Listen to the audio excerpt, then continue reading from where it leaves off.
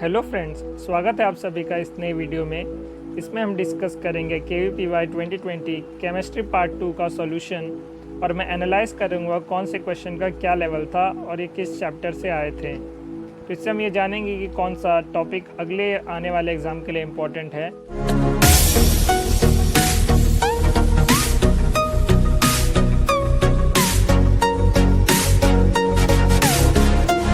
तो चलिए बढ़ते हैं आज के पहले क्वेश्चन की तरफ। पूछा गया है an organic compound X with molecular formula C11H14 gives an optically active compound on hydrogenation. तो जो पहला पीस ऑफ इंफॉर्मेशन है, आइए उससे हम देखते हैं कौन कौन से ऑप्शन इसे सेटिस्फाई करते हैं। तो अगर हम फर्स्ट ऑप्शन में देखें, अगर इसका हाइड्रोजनेशन होगा तो क्या ये ऑप्टिकली एक्टिव कंपाउंड है, तो ये तो हो जाएगा, तो इसको हम एलिमिनेट नहीं कर पाए। सेकेंड ऑप्शन में भी ऑप्टिकली एक्टिव कंपाउंड मिलेगा। थर्ड में अगर हम देखेंगे तो यहाँ पे हाइड्रोजनेशन होने के बाद ऑप्टिकली एक्टिव कंपाउंड नहीं मिलेगा, क्योंकि यहाँ पे कायरल सेंटर नहीं बन पाएगा। वहीं अगर हम फोर्थ में देखें तो यहाँ पे भी एक ऑप्टिकली एक्टिव कंपाउंड मिल जाएगा। तो इससे हमने फर्स्ट जो इन्फॉर्मेशन था उससे हमने एक ऑप्शन एलिमिनेट कर लिया।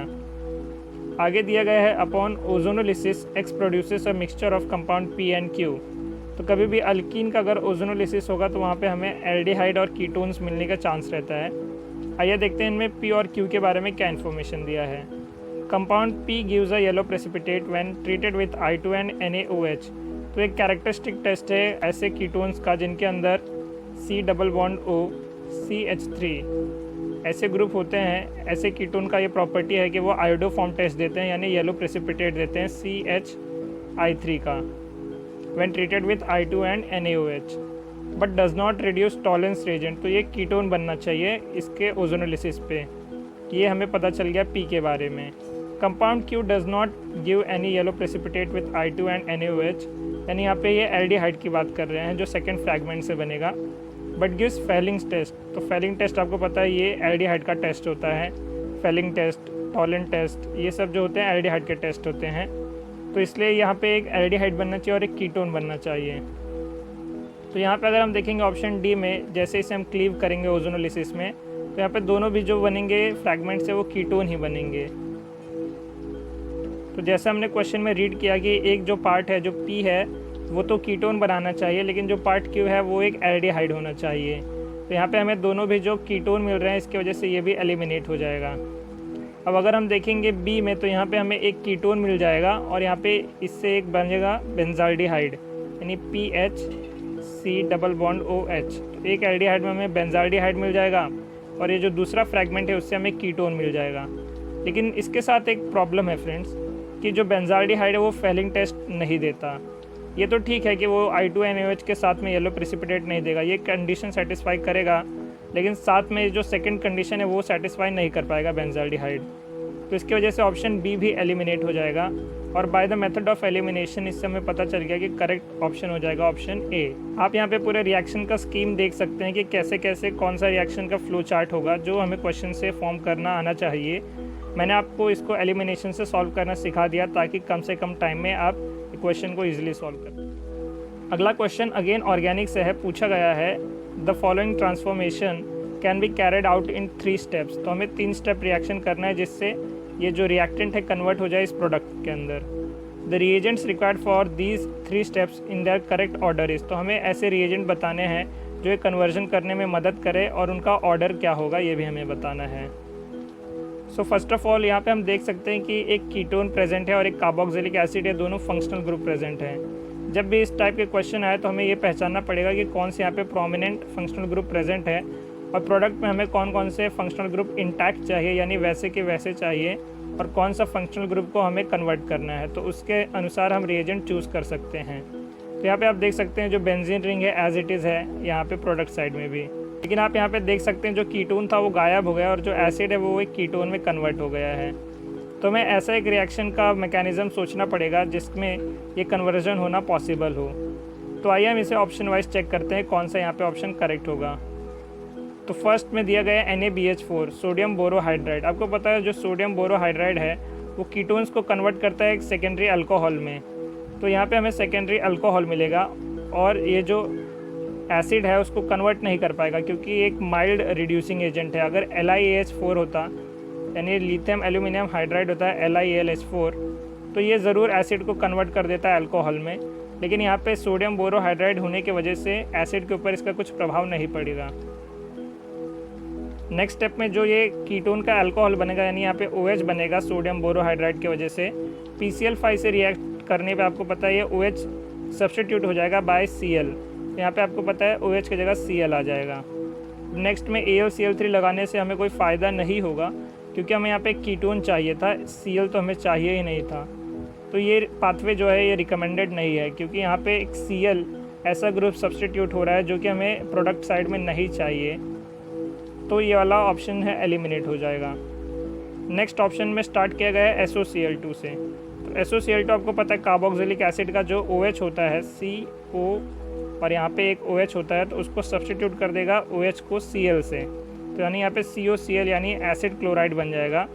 फिर AlCl3 क्या करेगा, यहाँ पे ये Cl को AlCl4 माइनस के फॉर्म में कन्वर्ट कर देगा, क्योंकि एक लुईस एसिड है, आपको पता है फ्रीडल क्राफ्ट रिएक्शन। और यहाँ पे CO प्लस यानी असाइलियम आयन बनेगा, जो कि रिएक्ट कर सकता है इस बेंजीन रिंग के ऊपर अटैक करके। तो जैसे बेंजीन रिंग पे अटैक करेगा तो ये क्लोज रिंग के फॉर्म में आ जाएगा। तो यहाँ तक तो रिएक्शन ठीक है। आगे दिया गया है जिंक अमालगम इन HCl, यानी आपको पता है ये होता है क्लेमेंसन रिडक्शन। तो क्लेमेंसन रिडक्शन में आपको यहाँ पे अभी तक ये प्रोडक्ट आया होगा, यानी दोनों कीटोन बने हैं, दो ग्रुप। तो जैसे इसे हम क्लेमेंसन रिडक्शन से रिड्यूस करेंगे तो यहाँ पे जो दोनों कीटोन बने हैं वो कन्वर्ट हो जाएंगे, यहाँ से कीटोन का ऑक्सीजन गायब हो जाएगा और ये एक हाइड्रोकार्बन बन जाएंगे, यानी एक बेंजीन रिंग और उससे जुड़ा हुआ एक हेक्साइल रिंग। लेकिन हमें प्रोडक्ट में तो एक कीटोन एज इट इज़ चाहिए था, तो ये वाला भी पाथवे सूटेबल नहीं है। तो दो ऑप्शन हमने एलिमिनेट कर लिए, क्योंकि वो हमारा जो रिक्वायर्ड प्रोडक्ट है वो नहीं दे रहे हैं। नेक्स्ट पाथवे में दिया गया है जिंक अमालगम इन HCl, यानी पहले ही हम अगर क्लेमेंसन रिडक्शन कर लें तो इससे आपको पता है जो कीटोन है वो कन्वर्ट हो जाएगा हाइड्रोकार्बन में, यानी यहाँ पे CH2 बन जाएगा और ये ऑक्सीजन यहाँ से गायब हो जाएगा, यानी कुछ ऐसा दिखेगा COOH।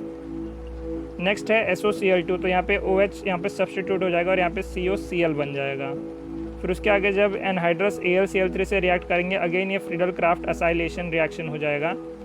तो जैसे यहाँ पे हम देखेंगे COCl बनेगा, जैसे यहाँ पे हम एनहाइड्रस AlCl3 यूज़ करेंगे तो फ्रीडल क्राफ्ट असाइलेशन हो जाएगा, यानी यहाँ पे Cl माइनस जो होगा निकल जाएगा और यहाँ पे CO प्लस बनेगा जो अटैक करेगा इस बेंजीन रिंग के ऊपर। तो यहाँ पे एक क्लोज रिंग फॉर्मेशन हो जाएगा जिसमें एक CO ग्रुप प्रेजेंट होगा, और ये हमने पहले ही कीटोन को रिड्यूस कर दिया था क्लेमेंसन रिडक्शन से, तो वो एक हाइड्रोकार्बन के फॉर्म में हो जाएगा, जो एसिड है वो कीटोन के फॉर्म में हो जाएगा। तो ये हमारा प्रोडक्ट डिज़ायर्ड था और वो हमें इस रिएक्शन से मिल रहा है। तो इससे करेक्ट ऑप्शन हो जाएगा ऑप्शन C। आप ऑप्शन 4 को भी चेक कर सकते हैं, लेकिन इससे हमारा जो रिक्वायर्ड प्रोडक्ट है वो नहीं मिलेगा। तो इस टाइप के क्वेश्चन का करने का यही मेथड है कि आप एक एक ऑप्शन को चेक करें। तो यहाँ पे मैं आपको अपना एक एक्सपीरियंस भी बताना चाहूँगा कि जो एग्जामिनर है ज़्यादातर क्या करता है, ऑप्शन C या D में देता है आंसर, क्योंकि वो जानता है बच्चे लोग ऊपर से आंसर चेक करना स्टार्ट करेंगे और इसमें उसका बहुत सारा टाइम वेस्ट हो जाएगा और फिर उनके अंदर और प्रेशर बिल्डअप होगा एग्ज़ाम के सिचुएशन में। तो इसलिए आप क्या कर सकते हैं कि कभी भी नीचे से एक बार क्विकली देखें कि ऑप्शन मैच कर रहा है कि नहीं, विदाउट राइटिंग द रिएक्शन। अगर आप इसको माइंड में करेंगे तो आपका टाइम बहुत बचेगा। तो ये तो मैंने आपको समझाने के लिए पूरा रिएक्शन का मैकेनिज़्म बताया, लेकिन अगर आप इसे डायरेक्टली माइंड में करेंगे तो आपका ये क्वेश्चन करने में 1 मिनट के अंदर ही हो जाएगा। आइए बढ़ते हैं अगले क्वेश्चन की तरफ। पूछा गया in the following reaction X के ऊपर O2 कैटलिस्ट हीट के साथ में फर्स्ट स्टेप में, और नेक्स्ट स्टेप में एक्वस एसिड डाला गया है, प्रोडक्ट मिला है फिनॉल और एक Y प्रोडक्ट मिला है जिसका फॉर्मूला है C6H10O। तो अब हमें यहाँ पे बताना है कि X और Y क्या है रेस्पेक्टिवली। तो फ्रेंड्स, जैसे मैंने आपको पहले भी प्रीवियस ईयर क्वेश्चन सॉल्व करते हुए बताया था कि कुछ कुछ जो कॉन्सेप्ट्स हैं वो रिपीट होने का चांस होता है। तो ये रिएक्शन है क्यूमीन हाइड्रोपेरोक्साइड रीअरेंजमेंट के ऊपर बेस्ड। तो हमने जैसे क्यूमीन हाइड्रोपेरोक्साइड रीअरेंजमेंट रिएक्शन में देखा था कि कैसे हम वहाँ पे एसीटोन और फिनॉल बनाते हैं फ्रॉम क्यूमीन, वही यहाँ पे सेम O2 कैटलिस्ट और एसिड का यूज़ करके यहाँ पे फिनॉल और एक Y कंपाउंड बनाया गया है। तो हमें बताना है कि यहाँ पे कौन सा ये कीटोन होगा और यहाँ पे कौन सा एक फिनॉल बनाने वाला X कौन सा हमारा स्टार्टिंग रिएक्टेंट होना चाहिए। तो ये one of the important reaction है जो कि KVPY में बहुत बार पूछा गया है और आपको इसके ऊपर कई क्वेश्चन प्रैक्टिस करके ज़रूर जाने चाहिए जो आगे साल इसे एग्ज़ाम को अटेम्प्ट करने वाले हैं। वैसे आप ऑप्शंस भी देख के एलिमिनेट कर सकते हैं कि ये 3 ऑप्शन में ये दिया गया है, तो ज़्यादा प्रोबेबिलिटी है कि आप पहले इस टाइप के स्ट्रक्चर यानी इसको एक्स अज्यूम करके रिएक्शन का मैकेनिज्म लिखें। अगर ये नहीं सूट करेगा तो इससे आपके 3 ऑप्शन वैसे ही एलिमिनेट हो जाएंगे और यही करेक्ट आंसर बचेगा। और अगर ये करेक्ट आएगा तो आपको वाई प्रोडक्ट भी मिल जाएगा। तो इसलिए बेटर होगा कि हम इसको एक्स मान के रिएक्शन का मैकेनिज्म फॉलो करें और उससे जो भी हमारा वाई प्रोडक्ट आएगा वो हमें ईजिली पता चल जाएगा। अगर एक्स का अजम्पशन रॉन्ग हुआ तो हम इजीली बता सकते हैं कि हमारा करेक्ट आंसर ऑप्शन सी होगा। तो आइए इसे हम एक्स यानी स्टार्टिंग रिएक्टेंट अज्यूम करके रिएक्शन का मैकेनिज्म समझने की कोशिश करते हैं। अगर ये हमारा रिएक्टेंट एक्स हुआ तो इसके ऊपर O2 कैटलिस्ट जब जाएगा तो यहाँ पे आपको पता है एक हाइड्रोजन छुपा हुआ होगा, उसको सब्सटीट्यूट करके यहाँ पे OOH यानी एक हाइड्रो पेरोक्साइड बन जाएगा। ये हाइड्रो पेरोक्साइड का जो ऑक्सीजन है ये वाटर यहाँ पे क्योंकि H3O+ एक्वस मीडियम में आपको एसिड दिया गया है तो उसमें H3O+ का जो H+ होगा वो ये ऑक्सीजन उसके ऊपर अटैक करेगा। इसकी वजह से आप यहाँ पे देख सकते हैं कि H2O का मोइटी बन रही है। तो जो H2O मोइटी होती है काफ़ी स्टेबल होती है, इसकी वजह से यहाँ पे एक बहुत अच्छे लिविंग ग्रुप के रूप में यहाँ से निकल जाएगा। तो जैसे ये लिविंग ग्रुप के फॉर्म में निकलेगा तो इस ऑक्सीजन के ऊपर एक पॉजिटिव चार्ज आएगा। तो वैसे तो ये प्रोसेस साइमल्टेनियसली होता है, लेकिन इसको समझाने के लिए अगर मैं आपको बताऊं कि ऑक्सीजन के ऊपर एक पॉजिटिव चार्ज आएगा। अब ऑक्सीजन के पॉजिटिव चार्ज को स्टेबलाइज करने के लिए या तो वो क्या करेगा, यहाँ से जो कार्बन कार्बन बॉन्ड है वो ब्रेक होके इससे ज्वाइन हो जाएगा। यानी ये क्या करेगा, जो बेंजीन रिंग है यहाँ से ये जो कार्बन का बॉन्ड है वो वाला इलेक्ट्रॉन अपने पास लेके नेगेटिव चार्ज के फॉर्म में आ जाएगा और वो जो 2 इलेक्ट्रॉन है ये इस ऑक्सीजन को दे देगा। इसकी वजह से इस ऑक्सीजन के ऊपर जो पॉजिटिव चार्ज है वो स्टेबलाइज हो जाएगा।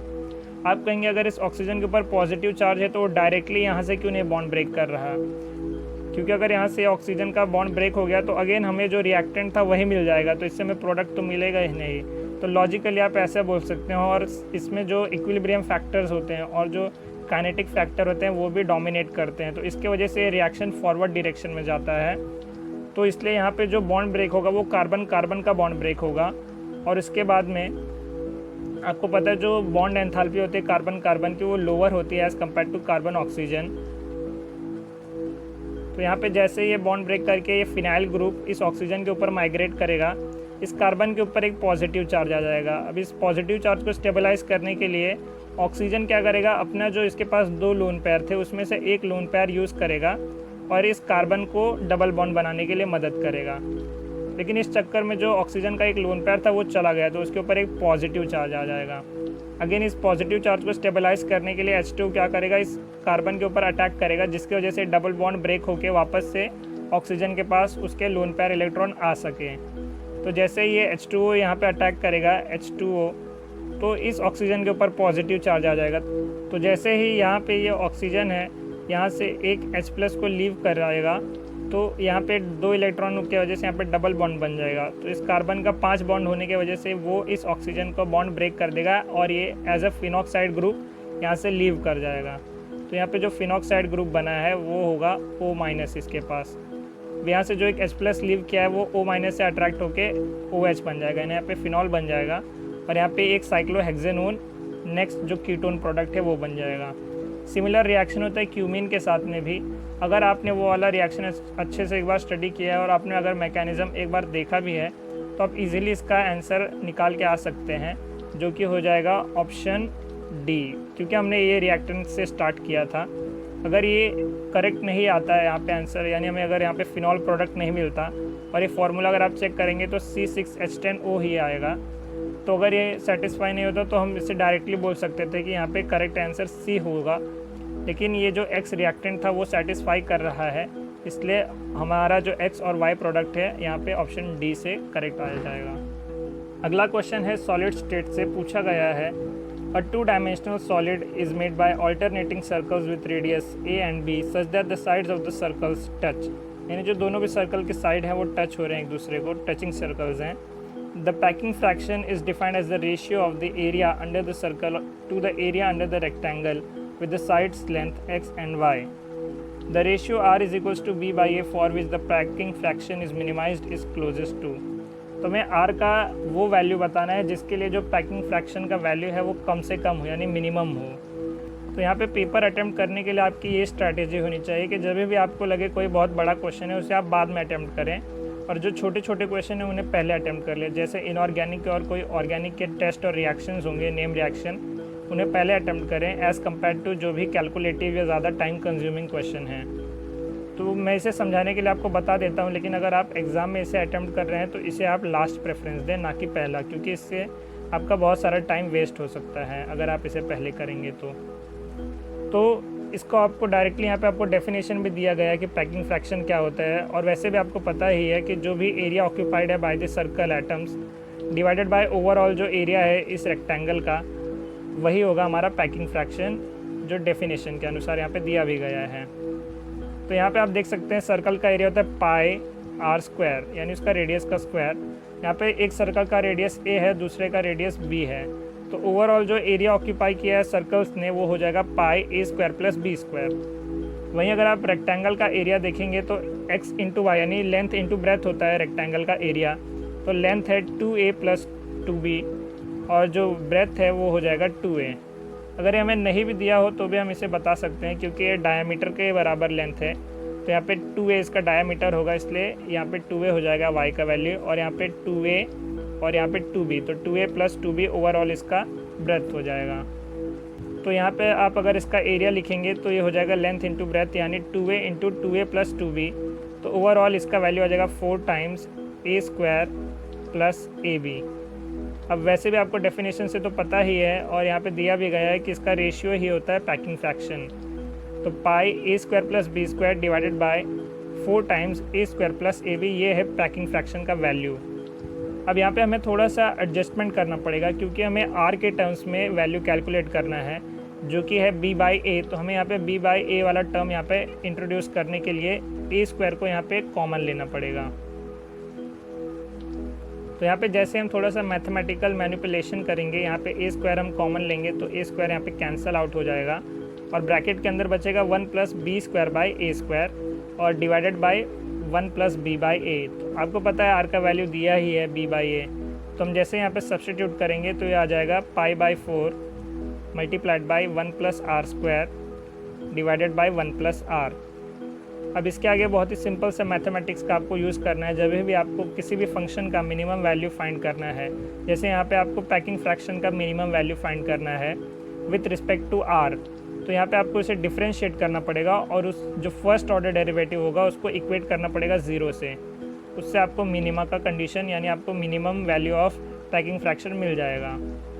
तो पाई बाई 4 तो कांस्टेंट है, इसे आप बाहर ब्रैकेट से निकाल लीजिए और फिर उसके बाद में यहाँ पे u बाई वी यानी यहाँ पे कोशेंट रूल यूज़ करेंगे डेरिवेटिव का, तो यहाँ पे क्या हो जाएगा v times u dash minus u times v dash divided by v square. ये फार्मूला आप यूज़ करेंगे u बाई वी के डेरिवेटिव के लिए यानी कोशेंट रूल इसे कहते हैं, तो इसे हम इक्वेट कर देंगे 0 से। तो यहाँ पे जो डिनोमिनेटर है वो भी मल्टीप्लाइड बाई 0 हो जाएगा, पाई बाई 4 भी मल्टीप्लाइड बाई 0 हो जाएगा। जो ऊपर का सिर्फ एक्सप्रेशन बचेगा उससे हम सिंप्लीफाई करेंगे। ऊपर का एक्सप्रेशन जो है उसे अगर हम सिंप्लीफाई करेंगे तो आएगा 2r plus 2r square minus 1 minus R square. तो इसे अगर हम सॉल्व करेंगे तो आ जाएगा r square plus 2r minus 1 is equals to 0। अब हमें r का वैल्यू फाइंड करना है, तो एक सिंपल सा क्वाड्रेटिक इक्वेशन है। हम अगर फार्मूला मेथड यूज़ करेंगे तो r is equals to minus B plus minus under root of B square minus 4ac divided by 2a। तो यहाँ पे ac होगा 4ac डिस्क्रिमिनेंट के अंदर। तो जैसे इसे हम सॉल्व करेंगे हमें r का वैल्यू मिल जाएगा 0.414। तो r का वैल्यू आपको मिल जाएगा 0.414 और अगर आप ऑप्शन मैच करेंगे तो यहाँ पे 0.41 ऑप्शन ए में दिया गया है जो क्लोजेस्ट वैल्यू है।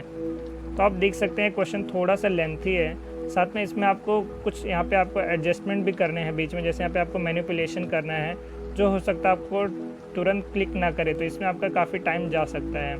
बाकी कैलकुलेशन तो इसमें ज़्यादा कुछ टफ नहीं है, आपको कोई वैल्यूज़ को मैनिपुलेट ज़्यादा नहीं करना है, लेकिन जो यहाँ पे इसका कॉन्सेप्ट है वो आपको हो सकता है क्वेश्चन समझने में टाइम लग जाए और ओवरऑल एक लेंथी क्वेश्चन है भी। तो मैं तो आपको यही एडवाइस करूँगा कि ऐसे टाइप के अगर क्वेश्चन आपको आगे भी कोई एग्ज़ाम में मिले, नीट या जेई में भी मिले, तो उन्हें आप बाद में ही अटैम्प्ट करें और जो इजी क्वेश्चंस हैं जो भी इनऑर्गेनिक और ऑर्गेनिक है उन्हें पहले अटैम्प्ट करें। क्योंकि उनका भी आपको 4 मार्क्स ही मिलेगा अगर करेक्ट हुआ, और इसका भी आपको 4 मार्क्स ही मिलेगा। उससे ज़्यादा मार्क्स आपको कितना भी हार्ड क्वेश्चन सॉल्व करो, उससे ज़्यादा 4 से ज़्यादा तो नहीं मिलेगा। तो बेटर ये है कि आप जो इजी क्वेश्चन है उन्हें पहले अटेम्प्ट कर ले, ताकि आप सिक्योर साइड में पहुंच जाएं, और उसके बाद आप थोड़े टफ क्वेश्चन करें तो भी कोई प्रॉब्लम नहीं। नेक्स्ट क्वेश्चन है काइनेटिक्स के ऊपर बेस्ड। पूछा गया है consider a reaction that is first order in both the directions A to B, यहाँ पे है रेट कांस्टेंट KF, और B to A यहाँ पे रेट कांस्टेंट है KB। Initially only A is present and its concentration is A0। तो A का initial concentration है A0।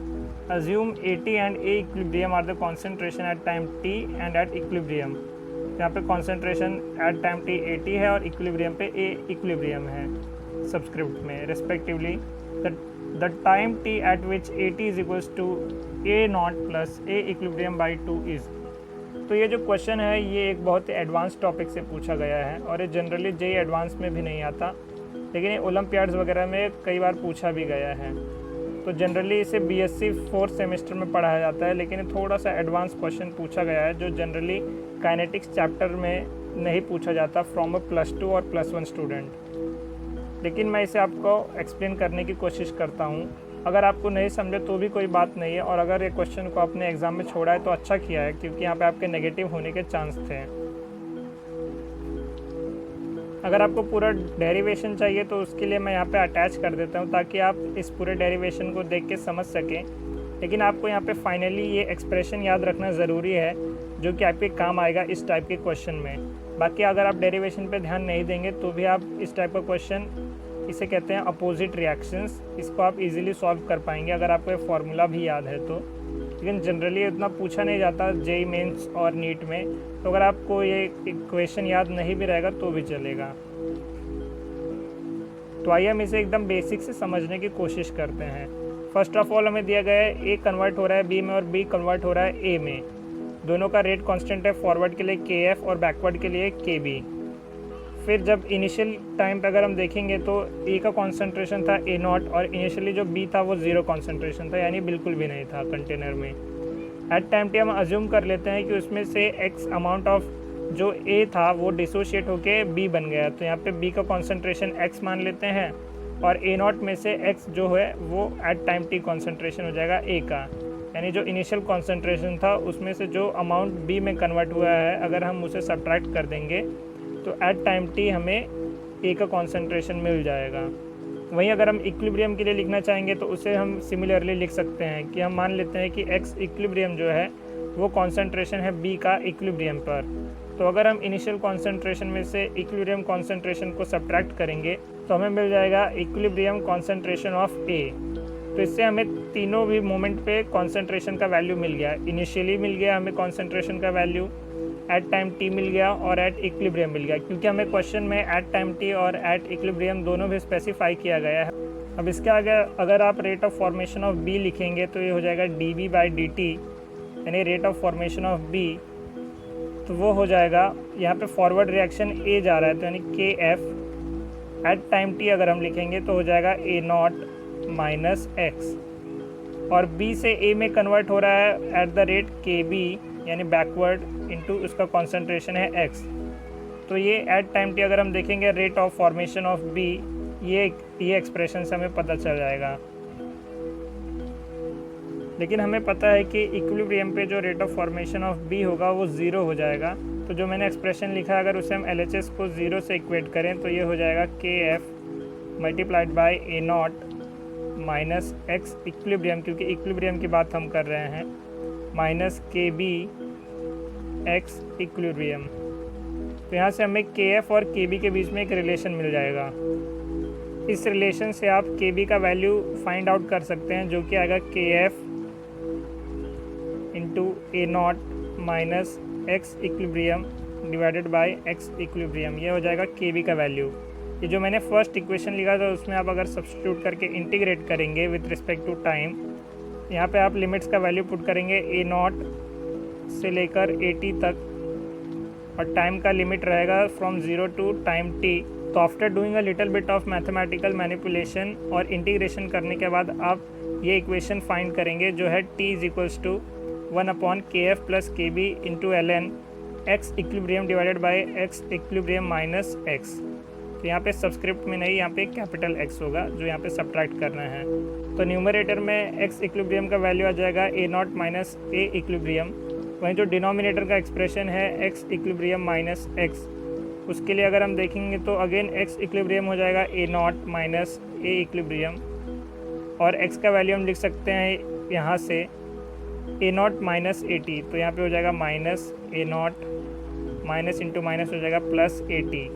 तो ये a0 कैंसिल हो जाएगा और हो जाएगा at minus a equilibrium. at का वैल्यू आपको यहाँ पे दिया गया है, इसे अगर हम सिंप्लीफाई करेंगे तो ये हो जाएगा a0 minus a equilibrium divided by 2। इस एक्सप्रेशन में आप इसे रखेंगे तो यहाँ पे जो 2 है वो न्यूमरेटर में आ जाएगा, और ये जो दोनों टर्म्स हैं a0 माइनस a इक्विलिब्रियम और a0 माइनस a इक्विलिब्रियम, ये दोनों कैंसिल हो जाएंगे। तो यहाँ पे बचेगा ln 2 divided by kf plus k। तो इसके पहले वाला क्वेश्चन और ये जो क्वेश्चन था थोड़ा सा लेंथी था, और इसमें हो सकता है आपको ये वाला कॉन्सेप्ट पता भी ना हो। तो बेटर यही होगा कि आप ऐसे तरह के जो क्वेश्चन हैं उन्हें अटेम्प्ट अगर नहीं आता हो तो ना करें, क्योंकि इसमें नेगेटिव होने का चांस ज़्यादा होता है। लेकिन अगर आपको ये फार्मूला पता है तो ज़रूर आपको एक एज मिला होगा बाकी स्टूडेंट्स के कंपैरिजन में। तो इसलिए अगर आपने प्रिपरेशन अच्छा किया है तो वहाँ पे आपको ज़्यादा कुछ डिराइव नहीं करना पड़ेगा, आप डायरेक्टली रेडीमेड फार्मूले से भी इसे सॉल्व करके आ सकते थे। लेकिन क्योंकि एक एडवांस कॉन्सेप्ट है तो ज़्यादातर बच्चे लोग इसे अटैम्प्ट नहीं कर पाए होंगे। तो क्योंकि ये वीडियो काफ़ी बड़ा बन जाएगा, इसलिए मैं इसका जो नेक्स्ट पार्ट है उसमें आपको और 5 क्वेश्चंस का एनालिसिस बताऊंगा। वीडियो अगर अच्छा लगा हो तो इसे लाइक ज़रूर करें, फ्रेंड्स के साथ इसे ज़रूर शेयर करें। मिलता हूँ मैं आपसे अगले वीडियो में। Till then keep studying and keep doing hard work. Thank you.